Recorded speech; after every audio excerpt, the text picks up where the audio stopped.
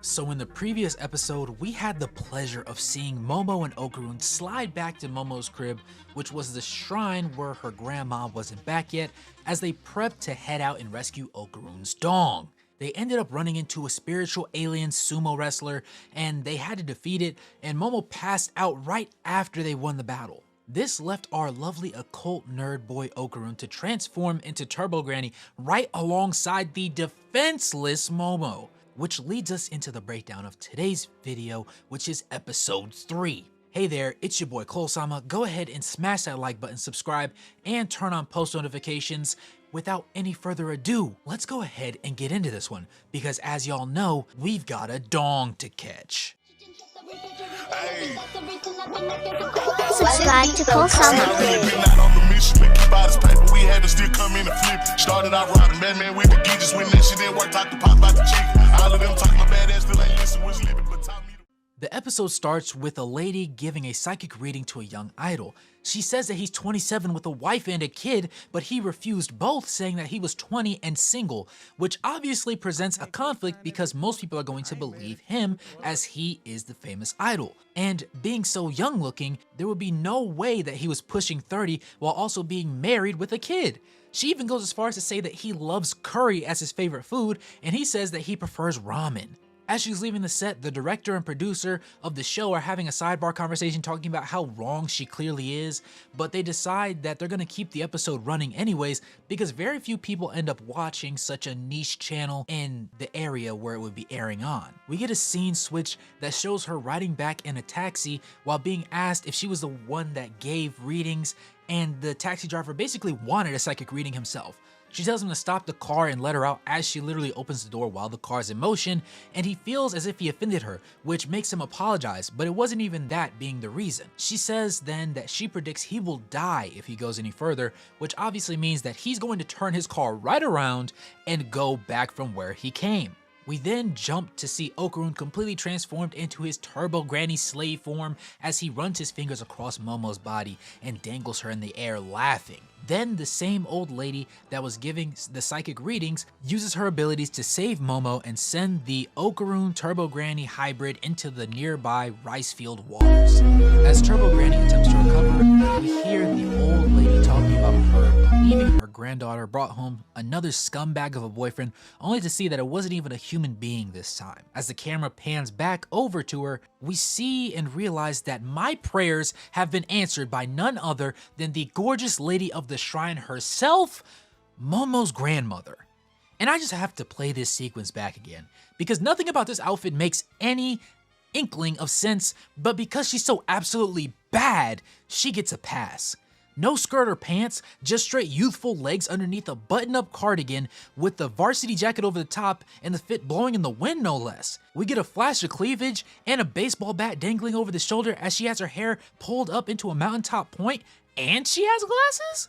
I usually hate cigarettes, but the way she got it dangling from her mouth got me feeling some sort of way, you know what I'm saying? All I can say is, I knew I was right after episode 1. Her grandma had to be an absolute baddie, and in fact, she is.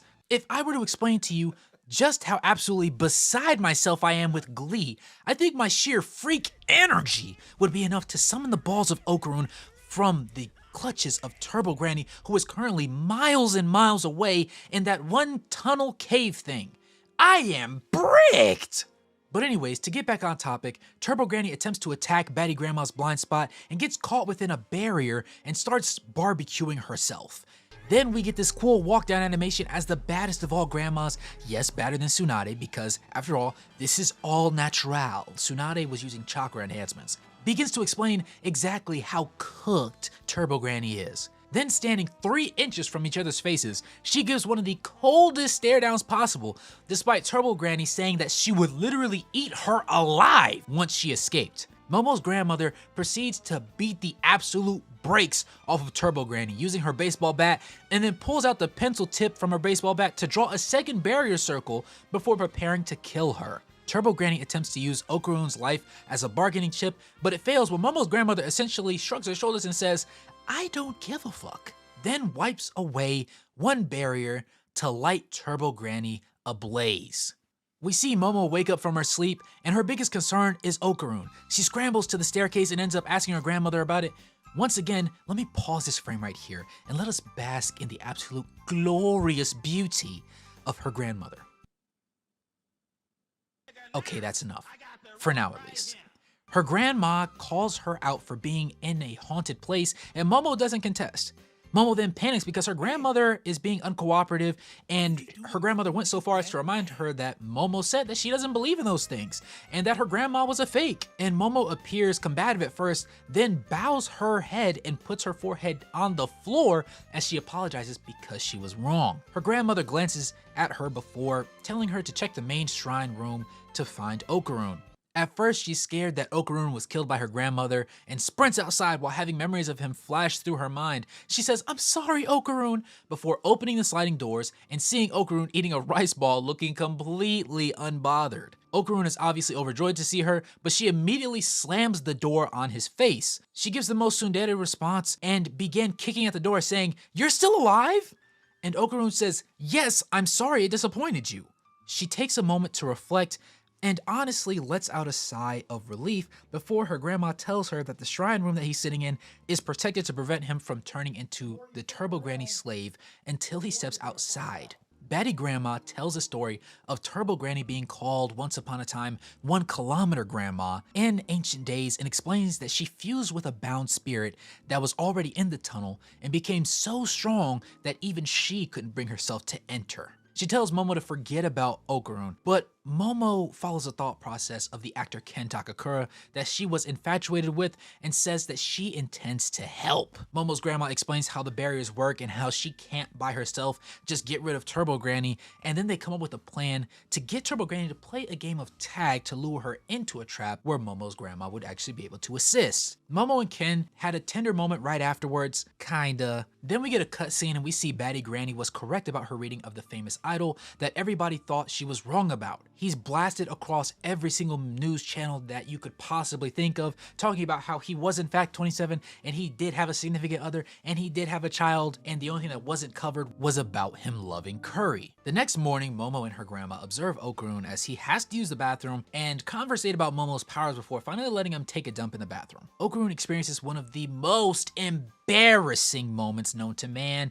as he has to sit on the toilet with the door open while his only friend in the world, that's also a girl, has to watch him. And then the most attractive grandmother to grace God's green earth leans against the wall on the outside, listening to his literal human waste plop into the toilet bowl. Me personally, I would literally die of embarrassment in that moment because there's just too much going on there. We then get an absolutely devious pull-up from Turbo Granny as we see both Momo's grandma and Okarun catch nosebleeds and sitting unresponsive. Turbo Granny tells her that she doesn't have any more time, and if she doesn't pull up tonight, then she's gonna terrorize the streets like she's prime King Von, using Okarun's body as the medium for her powers. After she dissipates, Momo's granny realizes that she's bleeding, and after seeing the talisman on the doorway had been very badly damaged, she demands Momo give her the rundown on what just happened. They suit up in spirit and demon-proof drip, and as they head out, Momo gets a hug from behind from her grandma, which had me feeling some sort of way,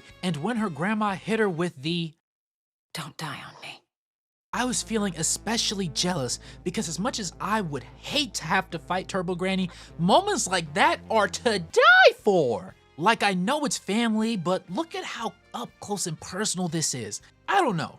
If you're a girl watching this video, I know you wish a stunningly gorgeous grandmother would hug you from behind like that too. Don't play. After the final scene switch, when they get on the train, Momo reaffirms her conviction and assures Okarun that Turbo Granny will pay for trying to hurt the people that matter the most to her. With that being said, if you guys appreciate this video, go ahead and leave a like, subscribe to the channel, turn on post notifications, and let me know if there are other anime that you would like me to make reviews of. But as always, it's your boy Cole-sama, and I'll catch you guys in the next one. Arigatou gozaimasu.